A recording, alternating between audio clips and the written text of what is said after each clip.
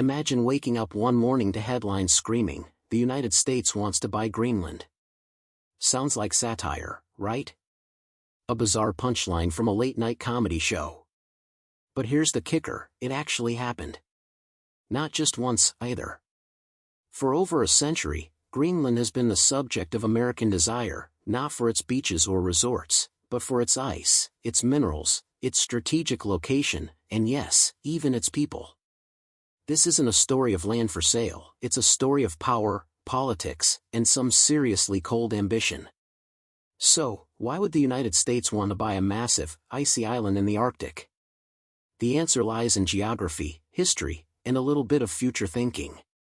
Greenland, the world's largest island, is a Danish territory that sits like a frozen sentinel between North America and Europe. It's not just remote, it's incredibly important from a military and geopolitical perspective. Let's rewind to the first time the US floated the idea. In 1867, just after buying Alaska from Russia, the US looked at Greenland and Iceland as the next logical additions. Secretary of State William H. Seward, the same man behind the Alaska deal, wanted to extend America's influence in the North Atlantic. The deal didn't happen, but the seed was planted. Fast forward to World War II. Denmark was under Nazi occupation, and the US quietly stepped in to protect Greenland. It established military bases there, including Thule Air Base, which still operates today. Greenland became a critical Cold War outpost, close enough to the Soviet Union to serve as a launchpad or a line of defense. In 1946, President Harry Truman offered Denmark $100 million in gold to buy Greenland. Denmark said no. But America didn't forget. Why so much interest? 3 big reasons: location, resources, and climate change. First, location. Greenland is a geopolitical gem, sitting between 2 continents and offering unmatched access to the Arctic.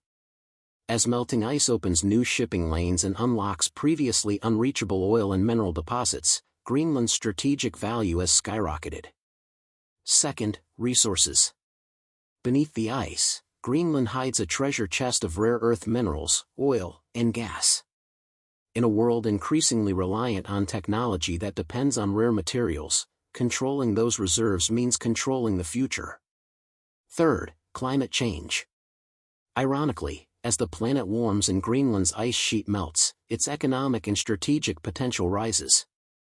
The irony is dark but undeniable: the more the island melts, the more accessible and valuable it becomes. Enter Donald Trump. In 2019, he floated the idea of buying Greenland once again, reviving headlines, jokes, and diplomatic confusion. When asked about it, Trump said, "It's just something we talked about." But reports suggest he was serious. Denmark, of course, refused to even consider the idea. The Danish Prime Minister called it absurd, to which Trump responded by canceling a planned trip to Denmark. It was one of the more bizarre diplomatic spats in recent history. But Trump wasn't the first, and he likely won't be the last. The U.S. interest in Greenland is bipartisan and long-term. From national security to climate strategy, Greenland ticks every box for American strategic planners.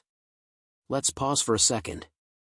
Think about the audacity: a modern superpower openly discussing buying a territory with 56,000 inhabitants, most of them indigenous Inuit people, as if it were a piece of real estate. It raises serious ethical questions about sovereignty, identity, and colonial mindset. Greenland isn't an empty patch of land, it's a nation with its own culture, government, and aspirations. Today, Greenland is gradually moving toward more autonomy.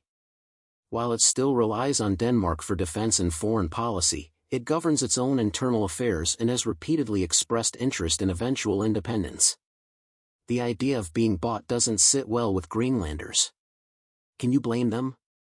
The Trump episode, while headline-grabbing, actually sparked a deeper global conversation.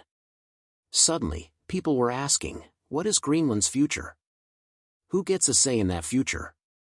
And what does it mean when powerful nations start treating entire countries like commodities? In the age of climate crisis and global tension, Greenland is more important than ever. The Arctic is no longer a frozen frontier, it's a political hot zone. Russia, China, the US, and the EU all have eyes on it. For Greenland, that means opportunity, but also pressure. So what happens now? Will Greenland go fully independent? Will it partner more closely with the US? Or will it chart its own course, balancing international interest with local identity? The coming decades will be decisive. What we do know is this: Greenland is no longer the quiet, icy afterthought on the map. It's a focal point for 21st century power dynamics. And whether or not the US ever buys it, the world is already investing heavily in attention, ambition, and influence. For now, Greenland remains part of the Kingdom of Denmark. But its future? That's still being written, by its people, not price tags. So next time you hear someone joke about buying a country, remember, behind the absurdity lies a very real game of strategy, sovereignty, and survival in a melting world.